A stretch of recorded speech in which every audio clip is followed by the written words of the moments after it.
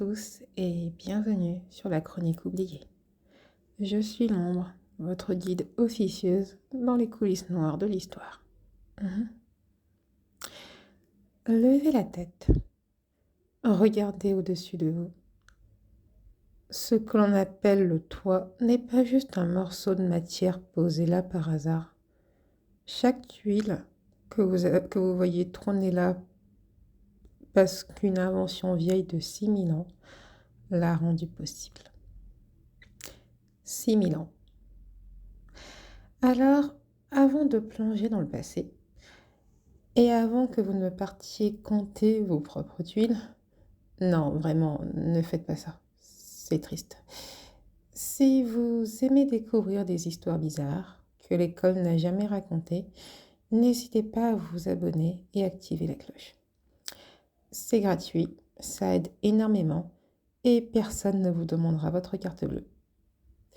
Sauf si votre voisin insiste pour acheter une tuile de votre toit après cette vidéo. Là, dites-lui gentiment d'appeler le notaire. Maintenant, sortez vos escaliers. Attention, sécurité avant tout. On remonte à moins 4000 avant Jésus-Christ. C'est parti.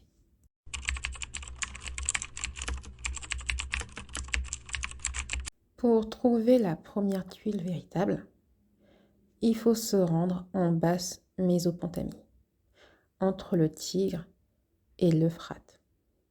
Plus précisément à Urk, considérée comme l'une des premières villes de l'histoire humaine, vers 4000 ans avant Jésus-Christ. Oui, 4000 ans avant d'être ère. Là-bas, des archéologues ont retrouvé des fragments rectangulaires de terre cuite utilisés pour couvrir les toits. Pas des feuilles de paille, ni de la boue séchée, mais de la terre cuite, de l'argile façonnée, puis chauffée jusqu'à durcir définitivement. Ces premières plaques étaient plates, sans gouttière intégrée, fabriquée avec de l'argile locale, puis cuite à haute température. On parle de la période Ubed, vers 4100 à 3500 avant Jésus-Christ, soit approximativement 6 millénaires avant nous. Imaginez, quand les premiers Grecs construisaient leur premier temple, quelqu'un avait déjà inventé la tuile depuis longtemps. Très longtemps. Le problème de ces plaques anciennes, c'est leur étanchéité. Sans emboîtement, l'eau passe facilement. Donc, les architectes de l'époque compensaient par une pente très forte des toitures, ce qui limitait l'espace habitable sous les combles. Une contrainte moderne qu'on a oubliée aujourd'hui, avec nos systèmes perfectionnés. D'ailleurs, les architectes mésopotamiens doivent tourner dans leur tombe chaque fois qu'ils voient des toits plats, modernes, fuyant à chaque pluie.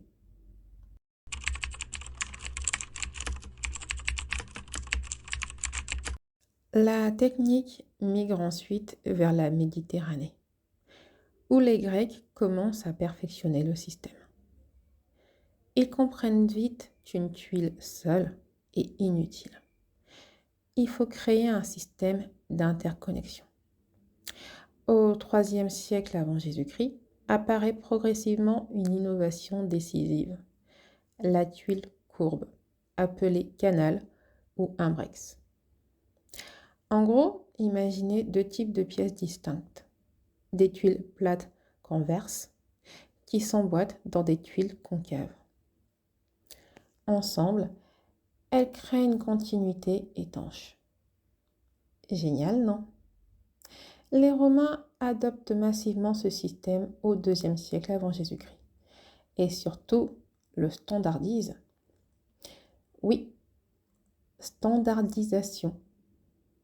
Les légionnaires romains portaient leur propre set de moules à tuiles dans leurs valises de campagne. Où ils allaient conquérir, ils installaient aussi des fours à tuiles locales. Le résultat, des bâtiments impériaux partout dans l'Empire. La Gaule, l'Espagne, l'Italie, l'Afrique du Nord, tous avaient le même type de couverture. Unification architecturale massive. Aujourd'hui, on appellerait ça une franchise mondiale. Genre l'IKEA des tuiles, l'IKEA des tuiles antiques. Leur méthode de fabrication? Identique aux briques. Argile moulée, séchage à l'ombre pour éviter les fissures, cuisson progressive dans des fours spécialisés. Une tuile romaine moyenne pesait environ 2 kg. Sur un toit, on pouvait aisément monter jusqu'à 40 tuiles au mètre carré, soit 80 kg par mètre carré. Comparé à nos tuiles modernes en fibre de ciment, c'est lourd, mais incroyablement durable. Certaines constructions romaines conservent encore leurs tuiles originales, après 2000 ans. Vos voisins, eux, changent probablement leur toiture tous les 30 ans.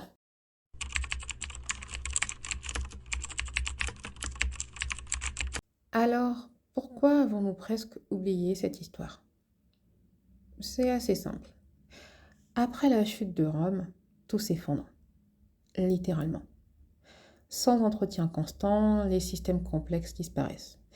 Les fours à tuiles sont fermés, les savoir-faire techniques perdus. Au haut Moyen Âge, beaucoup de régions retournent à des couvertures temporaires.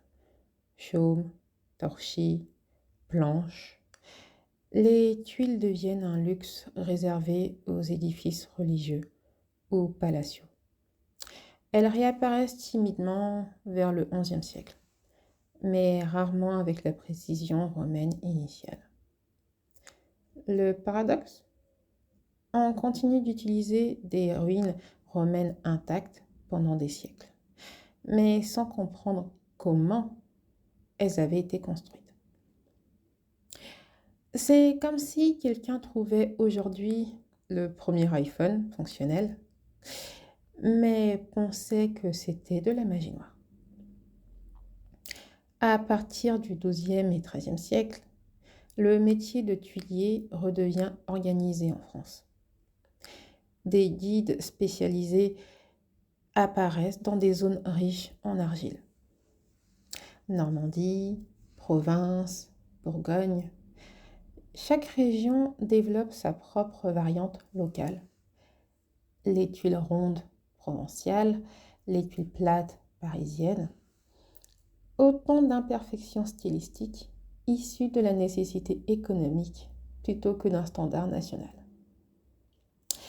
Et c'est pour ça que quand vous voyagez de Toulouse à Lise, vous remarquez que tous les toits changent de forme. Ce n'est pas esthétiquement pur, c'est l'histoire locale. Votre quartier a ses propres secrets de tuilier. Cherchez bien, peut-être trouverez-vous une rue entière avec des tuiles uniques.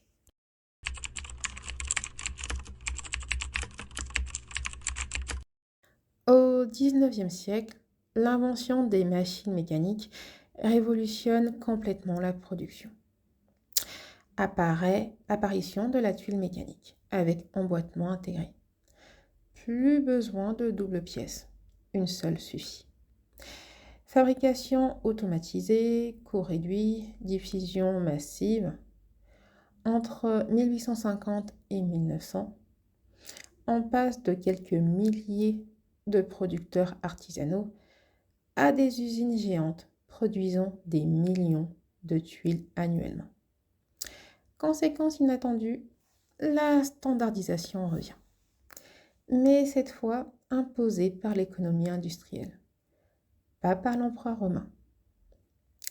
Aujourd'hui, malgré les alternatives modernes, ardoise synthétique, zinc, bardeaux bitumés, panneaux photovoltaïques, la tuile en terre cuite conserve sa place prédominante dans certaines régions européennes.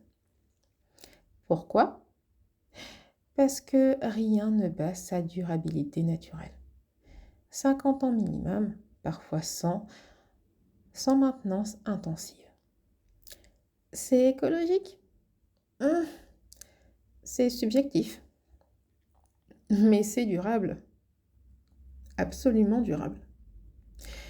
Le vrai miracle demeure cependant celui-ci. Nous utilisons essentiellement le même système que les Romains, d'il y a 2200 ans. Des tuiles qui s'emboîtent pour former une membrane imperméable continue. Rien n'a fondamentalement changé la logique de base. On a modernisé l'aspect, réduit le poids, accéléré la pose, mais le principe, identique. C'est rare dans l'histoire des objets. Imaginez qu'on utilise encore aujourd'hui la technologie du DVD comme principale source de vidéos en 2026. Impossible, n'est-ce pas? Alors que pour les tuiles, c'est possible. C'est presque miraculeux. Alors, qu'avons-nous appris de cette saga de 6000 ans sous nos pieds? Enfin, au-dessus de notre tête. Que la plupart des inventions importantes ne sont pas nouvelles. Elles sont juste enfouies sous des couches successives de progrès mal compris. La prochaine fois que vous regardez un toit en tuiles, souvenez-vous, cette plaque d'argile brûlée existe depuis plus longtemps que le christianisme, que l'islam, que le judaïsme, même dans sa version écrite officielle. Elle a vu des empires naître et mourir. Des guerres, des famines, des épidémies, des révolutions technologiques. Elle continue tranquillement sa mission. Protéger ceux qui sont en dessous. Et puis, soyons honnêtes, aucune de nos tuiles modernes en plastique recyclé ne survivra aussi longtemps. À moins que les futurs archéologues découvrent nos banlieues immergées sous l'eau et trouvent nos déchets plastiques durables. Peut-être, qui sait. Avant de partir, petite question pour les propriétaires courageux ou les locataires curieux. Quels matériaux couvrent votre maison? Et savez-vous depuis combien d'années cette technologie existe exactement? Dites-le moi en commentaire. Et bien sûr, je lirai chaque suggestion pour ma prochaine chronique. Et si vous voulez continuer l'aventure, abonnez-vous. Comme ça, quand une nouvelle histoire oubliée sortira, vous serez les premiers informés. Moi, je suis l'ombre, votre chroniqueuse. Gardez la curiosité vivante et surtout, surveillez vos gouttières après l'orage. Salut!